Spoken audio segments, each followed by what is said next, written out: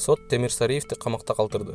Мурдагы премьер-министр Темирсариев 30-сентябрга чейин камакта калтырылды. Бул тууралуу Бишкек шаардык соту билдирди. Сариевдин жактоочулары аны үй камагына чыгарууну өтүнүшкөн. Ушундай эле талап менен соттун алдында 100 чакты тарапкер митинг өткөргөн.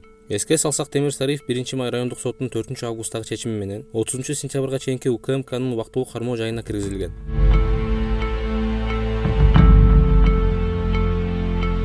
Талиптер 31-августтан кийин адамдарды эвакуациялоого тыюу салат. Талибан кыймылы 31-августтан кийин Афганистандан адамдарды эвакуациялоого тыюу салат. Бул тууралуу талиптердин өкүлү Забихулла Муджахидин айтты. Ал 31-август бөлүнгөн убакыттын акыркы күнү.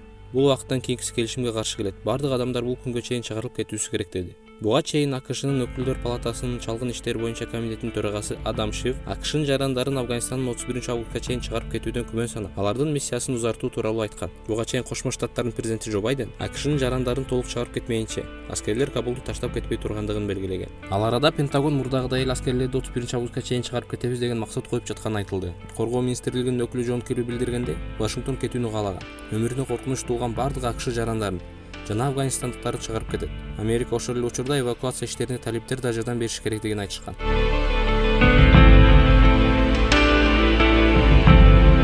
Коронавирус менен күрөшүүдө каза болгон дарыгерлерге эстелик орнотулат. Министрлер кабинети кечээ 24-августта кезектеги жыйынга чогулушту. Жыйында пандемияга каршы күрөштө каза болгон дарыгерлердин урматына мемориал орнотуу маселесин талкуулады. Бул тууралуу Министрлер кабинетинин басма сөз кызматы билдирди. Жыйында Кыргыз мамлекеттик медициналык академиясынын Борбордук аллеясындагы музейдин жанына мемориал орнотуу чечими кабыл алынды. Кыргызстанда коронавирус оорусунан жалпы 108 медицина кызматкери көз жумду. 2020-жылы Кыргыз өкмөтү иш учурунда коронавирус жуктуруп, каза болгон медицина кызматкерлеринин үй бүлөсүнө 1 миллион сом кенемте берилерин убада кылган.